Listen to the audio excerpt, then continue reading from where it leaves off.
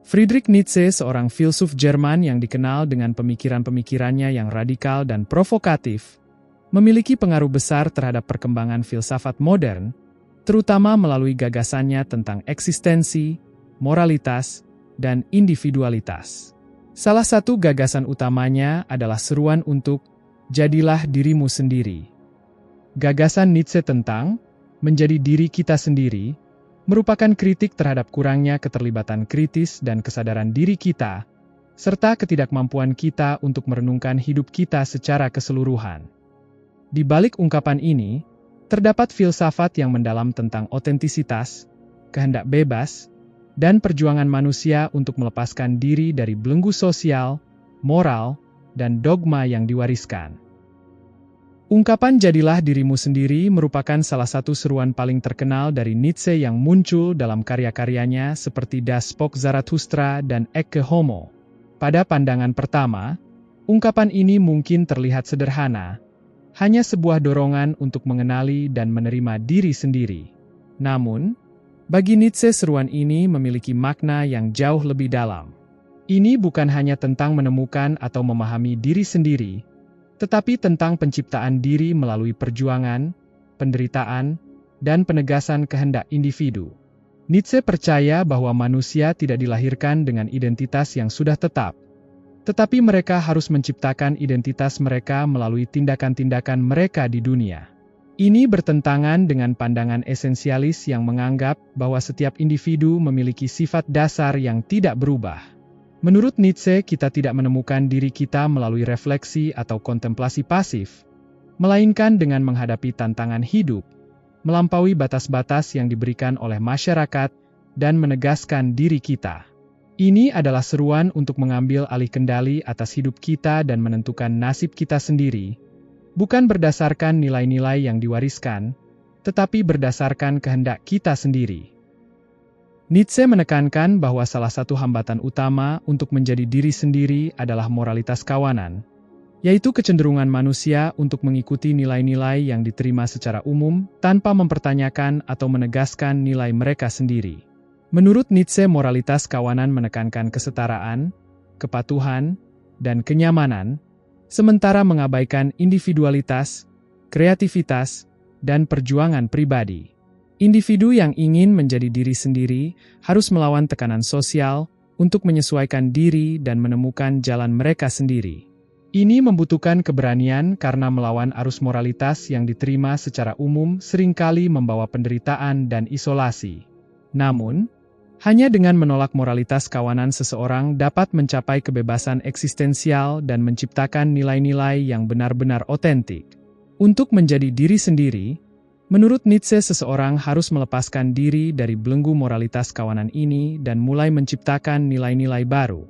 Ini tidak berarti bahwa individu harus secara egois menolak semua moralitas, tetapi lebih kepada menciptakan moralitas yang didasarkan pada kekuatan dan kreativitas pribadi, yang mencerminkan kehendak individu daripada aturan eksternal. Nietzsche mengatakan bahwa hal pertama dan terpenting yang harus dilakukan dalam perjalanan menemukan jati diri adalah memisahkan diri dari mentalitas kawanan. Jangan mengikuti kawanan dan konsep-konsep mereka. Nietzsche sering berbicara tentang individu yang memiliki semangat Dionysian, yaitu semangat hidup yang berani, penuh gairah, dan kreatif, yang menolak norma-norma sosial dan dogma moral yang membatasi. Terbentuknya mental seperti ini adalah proses dari menjadi diri sendiri. Apa itu mentalitas kawanan? Mentalitas kawanan adalah proses berpikir yang mendukung kesamaan ide dan sudut pandang, kesamaan berperilaku, lebih memilih kenyamanan daripada kesengsaraan dan penderitaan, mendukung pelestarian nilai dan sistem yang ada, meskipun salah, ketinggalan zaman atau berbahaya. Orang-orang yang memiliki mentalitas seperti itu menolak segala sesuatu yang baru dan unik yang sedikit saja berbeda dari sudut pandang mereka. Orang-orang seperti itu takut akan perubahan. Mereka takut melihat perubahan, tidak hanya pada diri mereka sendiri, tetapi juga pada orang-orang di sekitar mereka. Mereka ingin hidup di masa lalu selamanya. Dalam upaya untuk menjadi diri sendiri, Nietzsche memperkenalkan konsep amor fati, yang berarti cinta terhadap takdir. Amor fati adalah sikap di mana seseorang menerima segala yang terjadi dalam hidupnya, baik dan buruk, dengan penuh cinta dan tanpa penyesalan. Ini adalah penerimaan total terhadap hidup dalam segala kompleksitas dan kontradiksinya.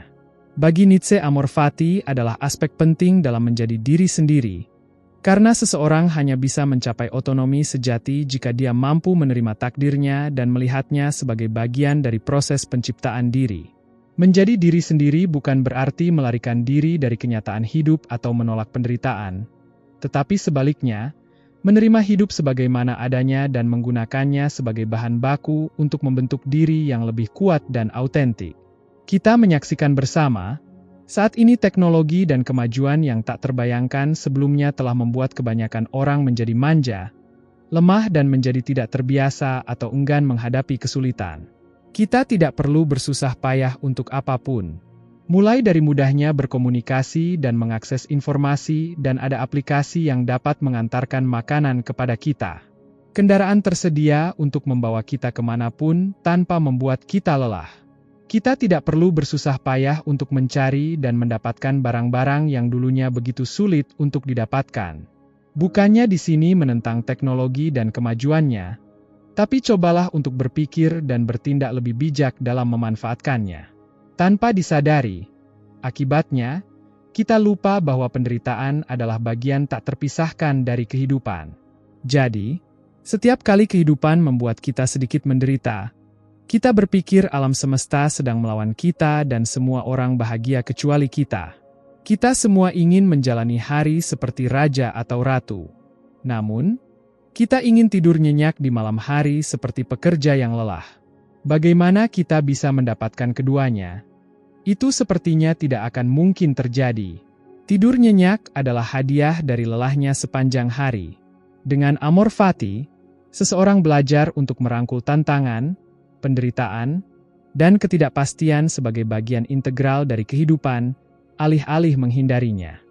Nietzsche percaya bahwa orang yang benar-benar kuat adalah mereka yang mampu mencintai hidup sepenuhnya, tanpa syarat, dan menggunakan segala pengalaman hidup untuk memperkaya diri mereka sendiri. Salah satu konsep paling penting Nietzsche dalam pemikirannya adalah gagasan tentang kehendak untuk berkuasa. Konsep ini adalah prinsip mendasar yang menggerakkan semua kehidupan. Baginya, setiap makhluk hidup memiliki dorongan fundamental untuk berkuasa dan menegaskan diri, mengatasi hambatan, dan memperluas kekuatannya. Ini bukan tentang kekuasaan dalam arti politik atau fisik, tetapi lebih dalam lagi sebagai prinsip metafisik yang mendorong pertumbuhan, perkembangan, dan transformasi melampaui diri kita sendiri. Dalam konteks menjadi diri sendiri, kehendak untuk berkuasa adalah kekuatan pendorong yang memungkinkan individu untuk melampaui keterbatasan moralitas konvensional dan menciptakan nilai-nilai baru. Ini adalah energi kreatif yang memungkinkan seseorang untuk mengklaim hidupnya dan menegaskan otoritasnya atas dirinya sendiri. Nietzsche menekankan bahwa menjadi diri sendiri tidak berarti menjadi diri yang statis, melainkan sebuah proses transformasi yang tak pernah berhenti, didorong oleh kehendak untuk terus mengembangkan potensi diri. Di sini, Nietzsche menolak gagasan bahwa manusia memiliki esensi atau diri yang tetap dan tak berubah. Sebaliknya, ia melihat kehidupan sebagai aliran kekuatan yang terus bergerak dan berubah. Menjadi diri sendiri dalam pengertiannya adalah tentang mengikuti aliran ini, menerima dan merangkul perubahan, dan menggunakan kehendak kita untuk menciptakan kehidupan yang lebih kuat dan lebih bermakna. Namun, penting untuk dipahami bahwa Nietzsche tidak menganggap kehendak untuk berkuasa sebagai sesuatu yang sepenuhnya individualistis atau egois. Ia justru memandangnya sebagai dorongan kreatif yang memungkinkan individu untuk menciptakan diri mereka dan nilai-nilai mereka sendiri. Dalam proses ini, seseorang harus melawan nilai-nilai moral yang diterima secara umum, yang seringkali mendorong kepatuhan, kenyamanan, dan kesetaraan. Nietzsche mengatakan orang yang telah menemukan alasan sebenarnya mengapa ia dilahirkan ke dunia ini dapat menanggung hampir semua rintangan, kesengsaraan, atau kegagalan. Untuk menemukan alasan yang sesuai dengan diri kita, kita harus mengatakan ya, untuk segala hal yang memberi makna bagi hidup kita. Buatlah makna dan nilai-nilai sendiri, pertimbangkan kembali seluruh hidup kita dan tanyakan pada diri sendiri apa yang benar-benar kita sukai dan apa yang kita sukai hanya karena masyarakat menginginkan, mengharapkan, atau menyuruh kita menyukainya. Kita harus menemukan makna kita sendiri dan dengan senang hati mengakuinya. Jangan meminjamnya dari buku-buku pengembangan diri atau pembicara motivasi. Kata Nietzsche, jika hidup kita diulang berkali-kali, kita mungkin akan kecewa dan sedih. Karena pikiran pertama yang kita miliki adalah bahwa kita harus menjalani setiap rasa sakit sekali lagi. Kita bahkan tidak mempertimbangkan bahwa semua kejadian bahagia juga akan terulang. Hal ini karena kita memikul beban masa lalu yang berat di pundak kita. Beban yang paling berat adalah perasaan yang memaksa kita untuk mengulang kesalahan masa lalu. Karena nilai-nilai yang tidak terevaluasi yang kita adopsi dari masyarakat umum.